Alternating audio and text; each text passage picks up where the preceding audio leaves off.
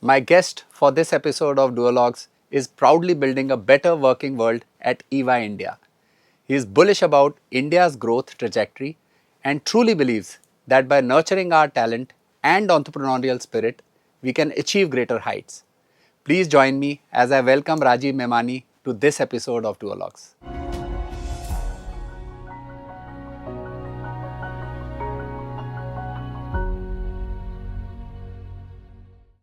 Rajiv, thanks for joining this episode of Duologues, and it's a pleasure to be here at EY's office.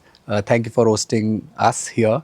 I'm sure this conversation is going to precipitate a lot of ideas and will be insightful, and I'm sure going to be inspiring for a lot of people. This one is going to be very unique because I think you are in a position where the conversation can reflect a lot about what's happening in our country, especially from economic perspective.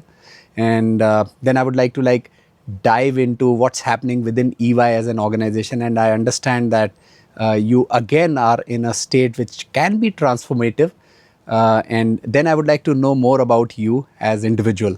So again, thanks a lot for being here. To begin with, I think the first question which is coming to my mind is, especially in the backdrop of recently announced budget, and I have my own opinions on that because what I have seen in last 4 to 5 years is that the approach is becoming more structured.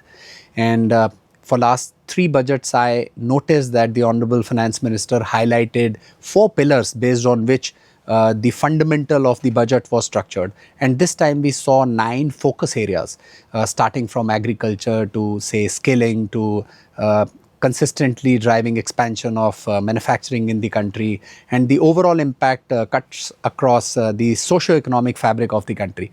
So I think to begin with, I would like to have your reflections on the recently announced budget. Yeah, sure. So first, thanks a lot, Manish. Thanks for doing this. Thanks for coming over to our office, and it's a pleasure and privilege to be part of this conversation. So yeah, let's kick it off with the budget. I would say this government has been very focused in trying to ensure that we have a strong balance sheet as a country. So I think the first principal focus of the budget has been that the macroeconomic stability of the country should continue. And I think the budget has been very, very consistent in that, in the way they have looked at fiscal deficit, borrowings, everything else. The second thing is about resilience. So it's just not about having good growth, but when investors look at investing in any country or even Indian investors, they want to ensure that there is a consistency in policy, there is conservatism in approach. So I think this government has ensured through the budget process that they are consistent, they are conservative in their estimates.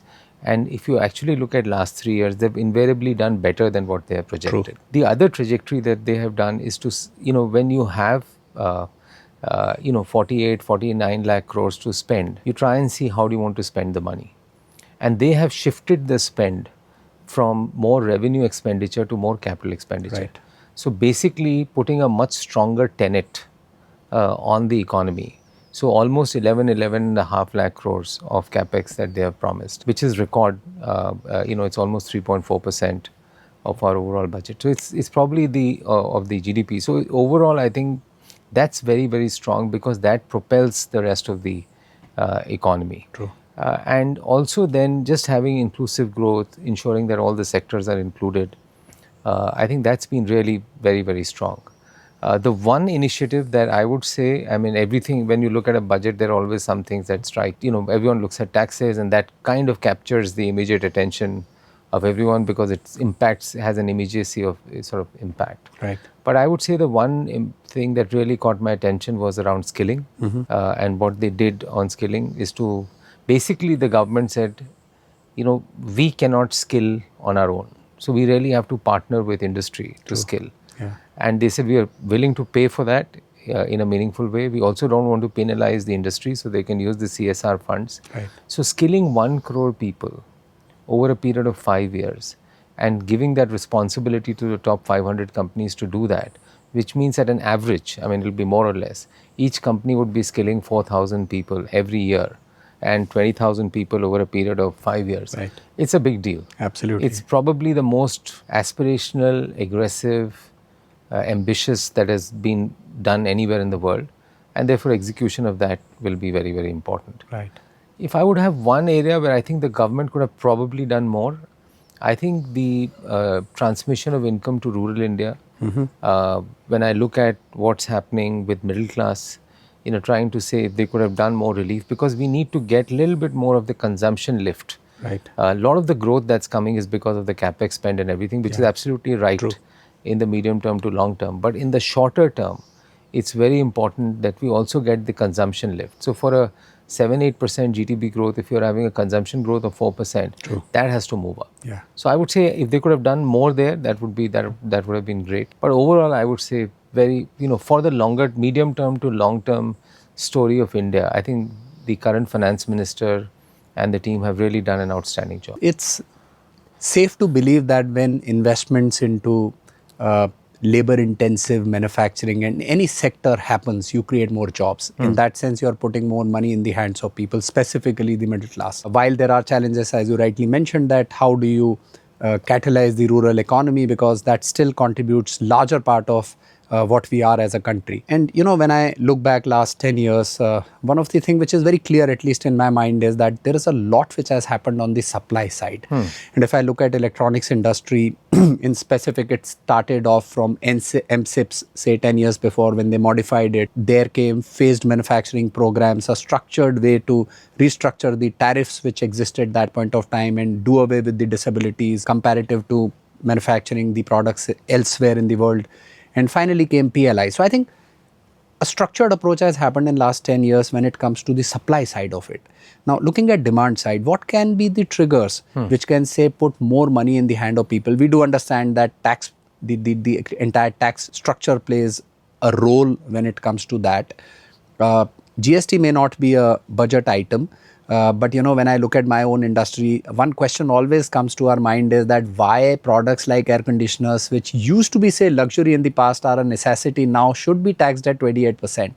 Is there a hypothesis that you reduce it by a bit and look at growing that industry? We are still only 7.5% penetrated when it comes to categories like those. So what are your reflections on this? No, I agree. I think, so they have taken a very fundamental long-term view of the economy, which means correct the supply side, give the supply side incentives. Those expenditure will flow into the hand, will create more jobs, Right. and will eventually start manifesting in the incomes of people. Right. I think that's been the approach. I think that's a medium term to long term. That's absolutely the right approach. I mean, if you about 10 years back, we were spending 90,000 crores on Capex. Right. And now we are spending more than 11 lakh crores. Absolutely. So, I mean, it's a 10x growth over the last 10 years, which is just phenomenal. But I think some amount of demand impetus has to be created because, jobs, when you have 1.5 crore youth looking for jobs every year, to service that is not, it's very difficult. So you have to create some cushions.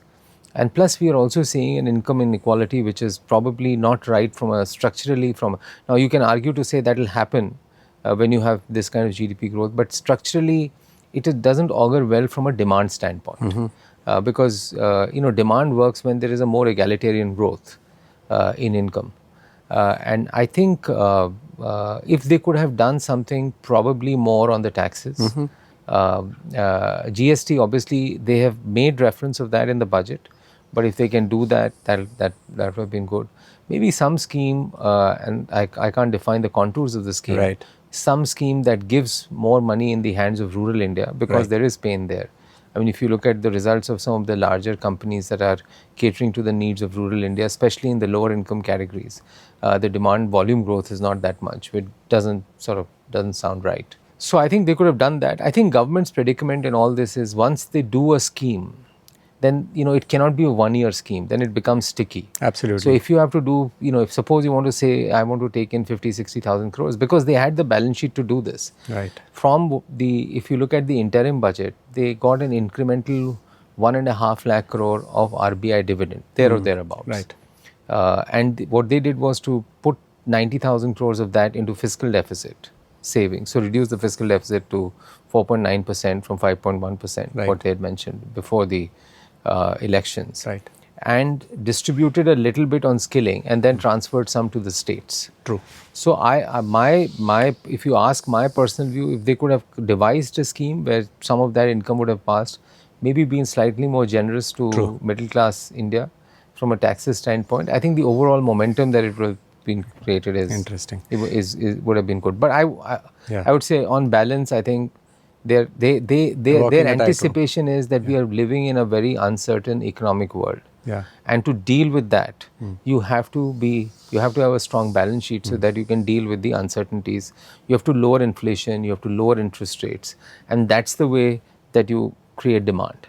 And that's why tighten up fiscal deficit, and that's the way you'll create demand. Right. So they've been kind of cautiously optimistic. Correct. Right. And Rajiv, you also chair the Emerging Markets Committee, if the term is right, at EY. When you go to a distance and see our country, we all are extremely optimistic about the possibilities. And while we want to catalyze this whole process, we all know that once the average income crosses a particular threshold, which might be just about 3 to 5 years away in our country, the consumption quite exponentially starts to grow and we trigger a positive spiral. So I think it's a matter of just few more years for this India story to really position ourselves of what we truly deserve. But if you go to a distance and the position which you chair at EY, where there are many other geographies which are like emerging, and quite often into our industry hat when we see that there are some potential competitors. And working for a multinational company also, quite often the dilemma is that are we looking at India only as an opportunity? Of course, it is a big opportunity to look at India being a market, but then one of the intention is to build capabilities also. And while we were about to start off this conversation, you also mentioned that of the total workforce which EY has in India, 40% is for India and roughly 60% helps service the other subsidiaries of EY across the world. So when you wear that hat, how do you see India comparative to the other emerging economies in the world? Yeah, I would say that every economy has its own sort of distinctive feature. But I would say the few things that distinguish India, the first I would say is the institutions of India are very strong. Right. And you start with democracy. I think no matter what people say globally, no matter what people say outside India, but the Indian democracy is really a shining example. Absolutely. And very robust democracy. I took a few days off and I traveled in rural India just pre-elections, and it was just amazing to see the way democracy plays out in the smallest villages and towns and rural India and these semi-urban India. The second is, if I look at our important institutions like RBI, like SEBI, I think they are very functionally run very well, very conservative, very long-term, very institutional in their approach. So I think that's one, the institutional aspect is very important. The second is, India has been fortunate that we have had over the last 25 years, very good prime ministers. Right. Very good leaders. Yeah. Whether it was Mr. Vajpayee, whether it was Mr. Manmohan Singh, and obviously what Mr. Modi has done is truly phenomenal. Sure. So I think we have been very fortunate that we have had very strong leaders who have deeply cared about the country. True. And have been very passionate in the way they've looked at the growth, and that sets the tone. Right. Now, some of them were more effective in the way they could execute it, some probably not as effective. But overall, as leaders, we have had great leaders, and I think that's a big difference. Right. So I think the institutional structure, the political structure has been very strong. Right. And because of that, today, if I look at our balance sheet as a country, it's very strong. For most of the emerging markets, some of them have very high inflation. Right. Some of them have very high debt. Today in India has never reneged on any global overseas commitment. You can remit as much. We are sitting on $650–700 billion of foreign exchange reserves. You look at the exports that we have. What India exports through IT services is more than what Saudi Arabia exports through oil. So it just and it's a much more robust way of sort of gaining foreign exchange. So I would say the fiscal deficit, the overall borrowings, the balance sheet of the country, the balance sheet of the financial institutions, the balance sheet of corporate India today is very, very strong. Right. Very few emerging markets will have such strong balance sheets, and conflicts between banks, corporates, companies, everything else, that's all been taken away. Right. In some of the emerging markets, some of the largest real estate companies own the banks. Right. So, those kind of conflicts are not there in the system. And finally, I would say is the human talent that we have, human capital that we have, is just a massive competitive advantage. It's not just the numbers. I think we have a long way to go. That we have the quantity, that we translate that into quality in the way we train, skill people, and provide education to them. But still, in terms of whatever we have, the commitment of the people, the hard work, the aspiration that they have, and just the ability to do what it takes to be successful. And that's why the services industry in India is doing so well. I think that's a massive competitive advantage. So, if you look at all that in totality, I think we are pretty unique. China is very strong. China has a different structure. I would say they are way ahead of India from where India is, but they operate in a different environment, different structure. We've all products of democracy. I think we are very happy to be Right. part of a democratic country. And I think that possesses that long term, that's very valuable. But in the short term, you cannot grow. There are constraints. You have to take all constituents along, and I think that slows down growth. But in spite of that, I would say, if I was to compare across the world, this would be probably one of the brightest spots in the world. Whether you look at other emerging countries, Right. or you looked at developed and mature countries, I think it's truly, I think where we are today Fantastic. is a real sweet spot. Right. So, a couple of things coming to my mind. You, for a different reason, touched that there are geographies, countries with abundance of mines and minerals. I'll come to that a little later. Uh, what are your thoughts on the concept of Viksit Bharat? And when I try to understand that, of course, it means a developed nation. Everybody understands, and from an economic point of view, we can always define what it takes to be a developed nation. And founder of Panasonic, Konosuke Matsushita, was a legend in oneself, and I continue to get inspired by his philosophies. And one of the initiatives which he started way back, many decades before in Japan, I think in the backdrop of the World War which got concluded, was an initiative called PHP. He founded an institute called PHP, which is Peace and Harmony Through Prosperity. So one of the ways to look at Viksit Bharat is that if we are able to say democratize prosperity, and you spoke about income equality and those kind of things. So I think it is not only the average per capita, but how we are dividing the wealth equally as much as possible within the nation. Then there is another concept which is Atmanirbhar Bharat, self-reliant India. In one of my conversations, similar conversations, somebody mentioned that Atmanirbhar Bharat is not about having everything to be done by ourselves, but letting things happen in the way we want them to happen, at our own terms. It is not about detaching ourselves from the world. It is about engaging with the world at our own terms. What are your reflections on these two concepts, Viksit Bharat and Atmanirbhar Bharat? I think Manish, the way you've laid out, it's pretty similar to that. In 1947, when the country gained independence, Right. We were amongst the poorest countries. Everyone who could plunder us plundered us. And economically, we are very fragile. Politically, we are very fragile. We just went through a partition, which was probably one of the most horrific cases in history.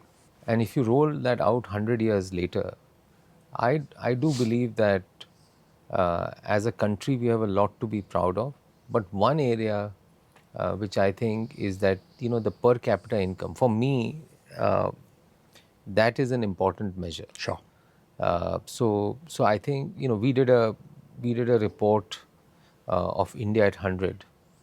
And at least our conservative estimate was that the per capita income should be, the size of the economy at that time should be closer to, somewhere between 25 trillion to 30 trillion. And then you would have per capita income of anywhere between $15,000 to $18,000. So in the next 24 years, if you can have 1.5, 1.6 billion people transitioning to almost 6 times the per capita income that we have today, If we can achieve that in a sustainable, inclusive manner, that is Viksit Bharat. So you can have a very large economy, but if you have massive inequality, Right. so if that incremental $12,500 that is to come, Right. if that gets concentrated with 3%, 4% part of the population, then that's not sustainable. So how that how the trickle down happens, Right. and how we do that in an inclusive way, how do we do that in a sustainable way? That to me is the ultimate yardstick Sure. of Viksit Bharat. So that's the way I would look at Right. Viksit Bharat. On Atmanirbhar Bharat, I think what was happening was for a lot of important things, especially relating to manufacturing and others, we were importing our way through. So I think in some ways, and if you look at the development post World War II, Right. if you have to look at the development of most economies in the world, so you would say the three most striking growth stories, or four most striking growth stories that have happened in the last 50, 60 years, you would say Germany, Japan, South Korea, China. And you have had the fortune of working with some of the organizations. So in at least three of the four countries, Of you course. probably know pretty intimately. Right. So, and you see what they have done. I think there was a lot of pride. If you look at also supply chain, a lot of the supply chain dependencies were there. Right. It is, if you go to South Korea, it's hard to see cars that are not South Korean. If you go to Japan, they're hard to see products and cars that are not Japanese. Absolutely. If you look at the way China became the factory of the world, but gradually you can see, if you look at BYD, you look Their at the own other brands. cars, Yeah. it's changing, and changing for the right reasons. So we are living in a global world. We have to have a global mindset. Right. But at the same time, if we have the largest population in the world, we cannot import our way through. Right.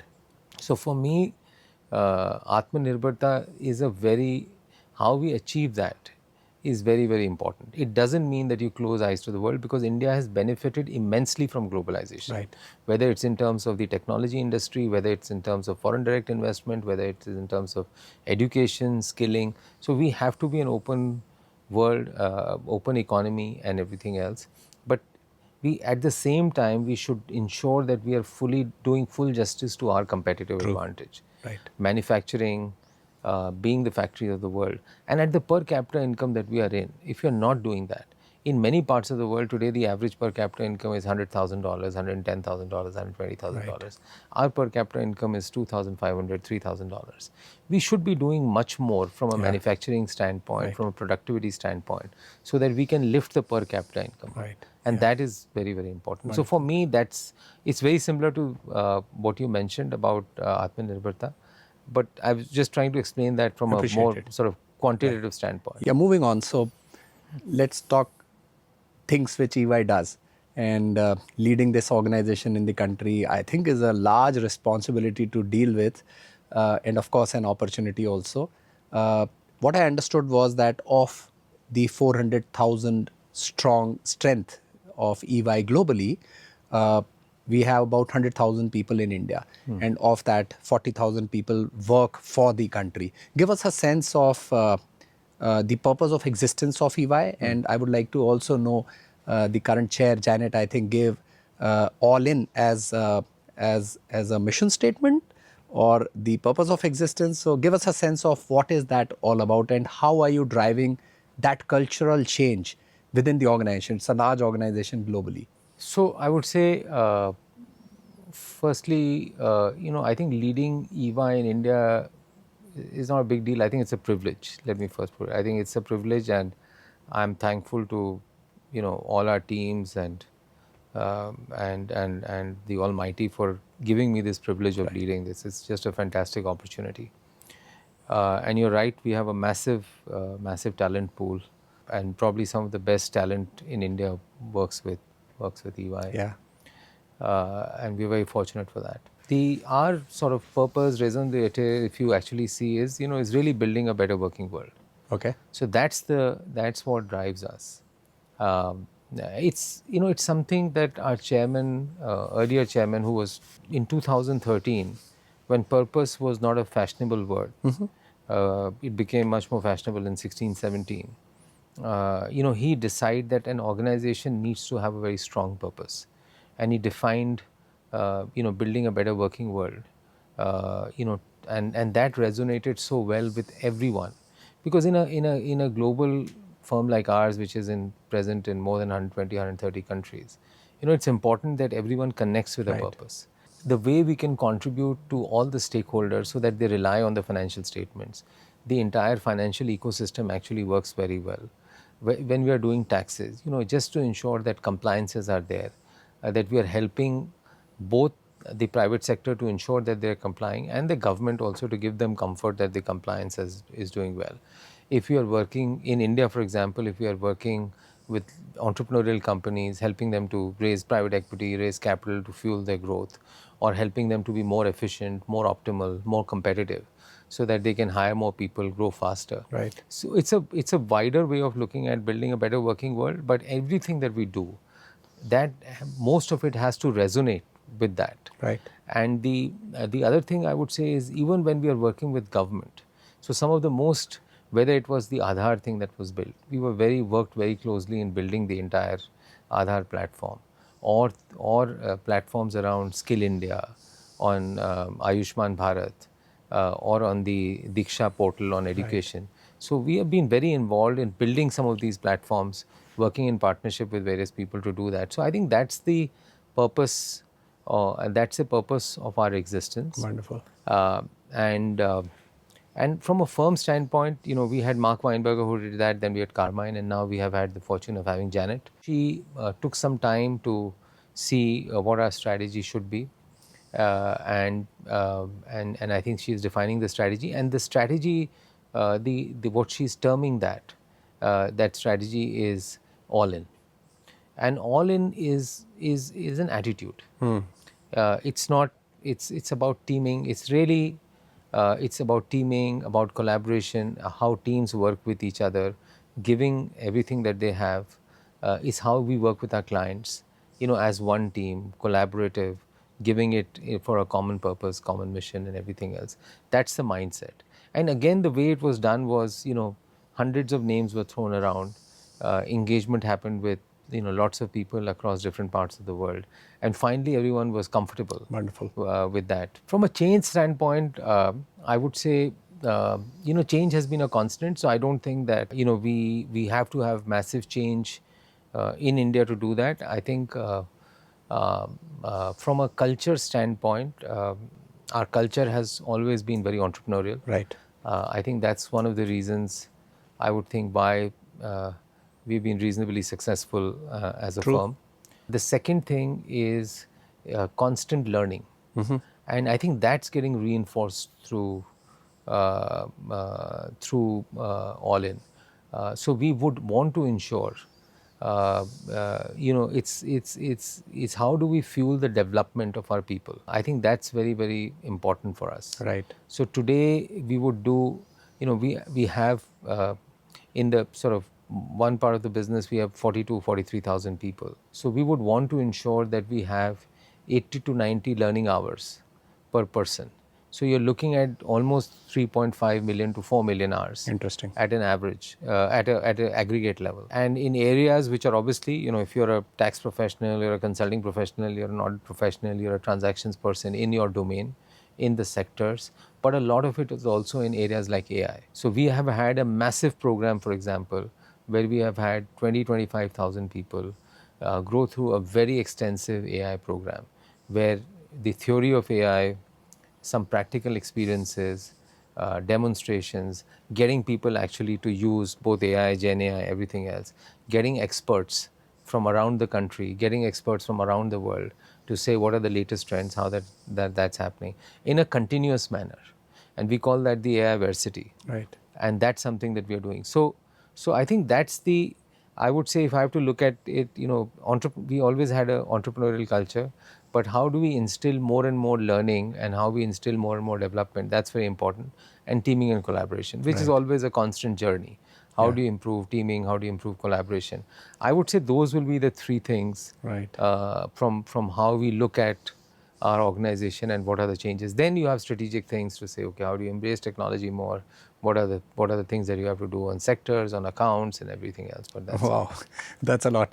There's so much to talk, but I'm cognizant of time. So Moving on to you as individual, like you've invested more than 35, 36 years with the firm. Right. I mean, today, if you look at the environment, one of the things which a lot of us are grappling with, and I believe that times are changing and therefore the preferences of people are changing, and controlling attrition happens to be one of the challenge continually.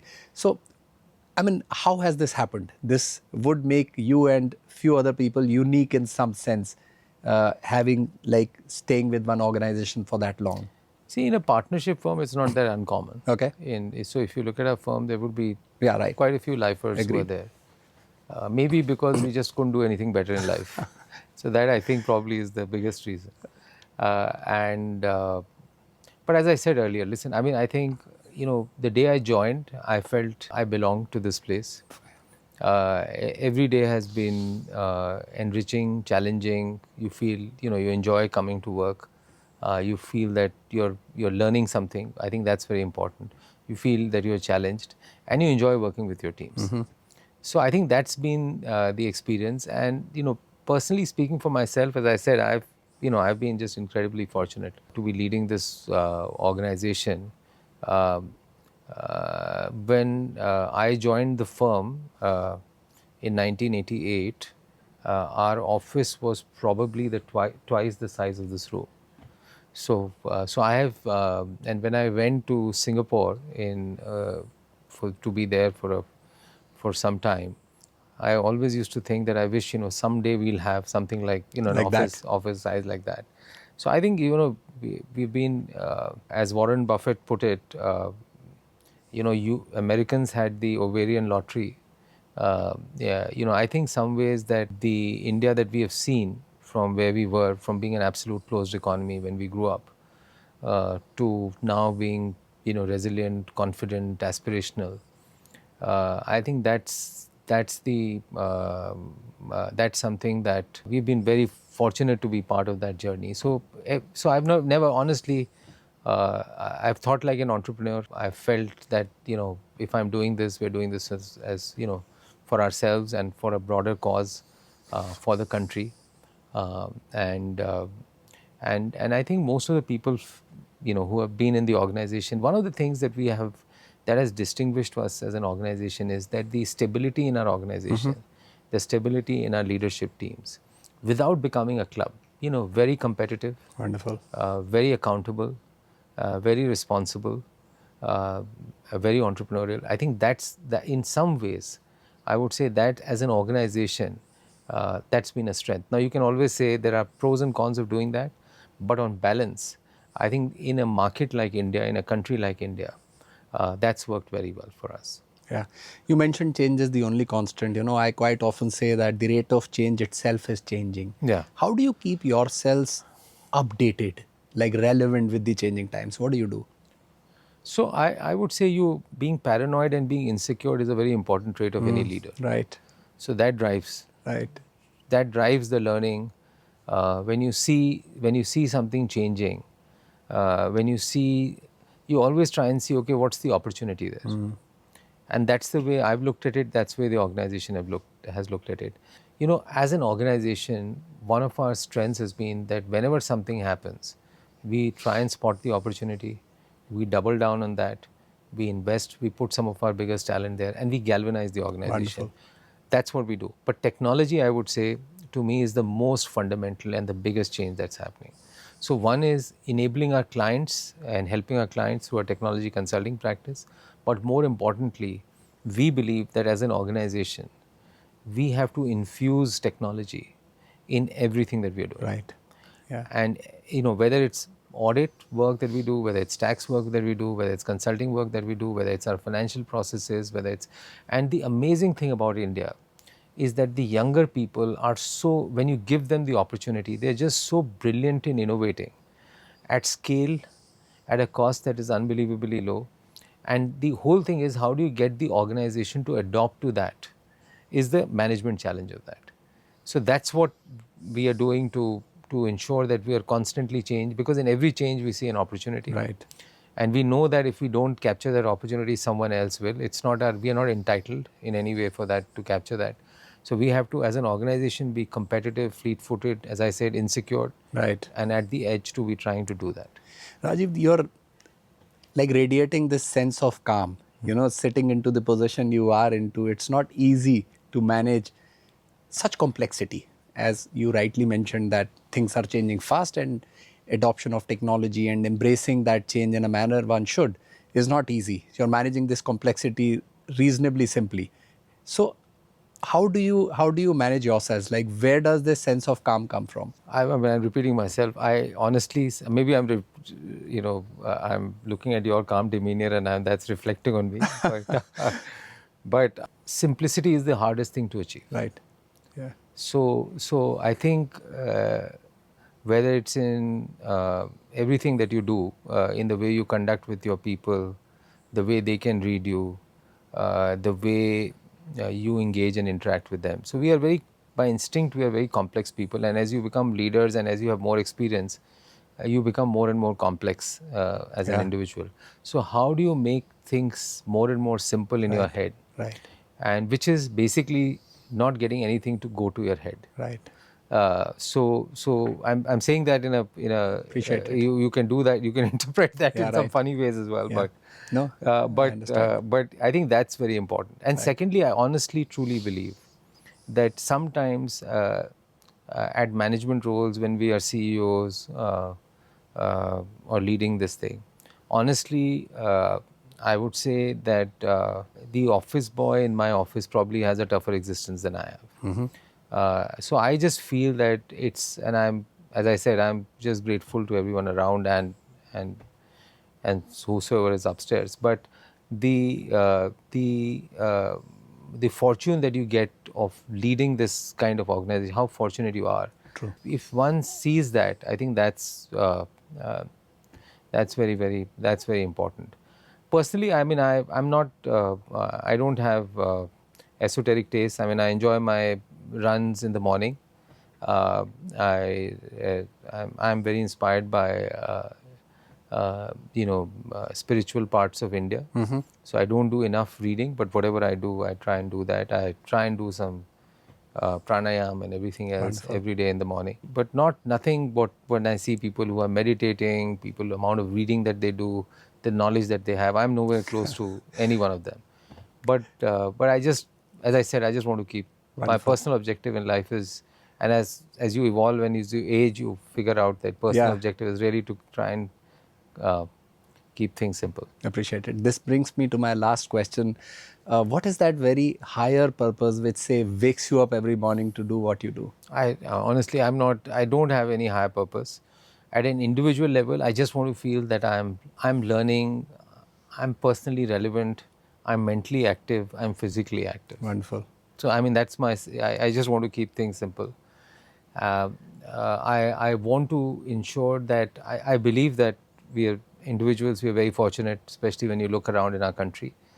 So whatever we can do to contribute to the society at a personal level, at an organizational level, Manish, we for the last 15 years, much before sustainability, this CSR contribution, and that doesn't apply to us because we are a partnership, but much before all this came, we contribute 0.5% of our revenues religiously Interesting. towards EY Foundation, and we do Wonderful. some phenomenal work there.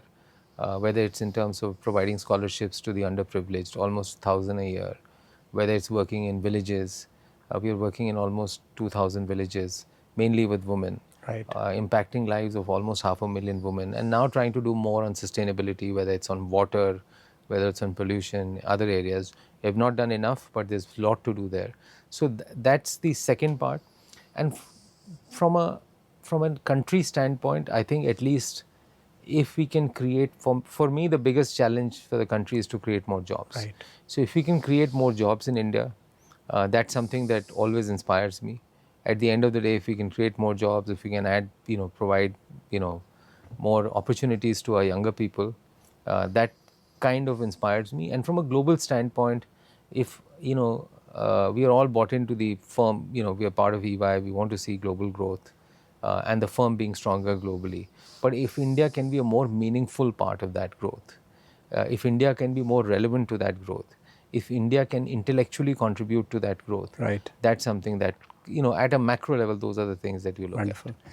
Yeah, Rajiv, thank you so much. This was very engaging for me and very insightful. I wish you all the best for all the initiatives at EY, and congratulations for being president designate at CII. I'm sure the efforts will get amplified and larger benefit of industry and hence for the country will happen when you take over that responsibility in the time to come. Yeah. And it was a pleasure having this conversation, as I said, with you. Thank you so much, Manish. It was a real pleasure interacting, engaging. Your questions were very insightful. So really enjoyed. Time flew by, so really enjoyed. Thank you Yes. very much. Thank you. Appreciate it. Thank Thanks. you.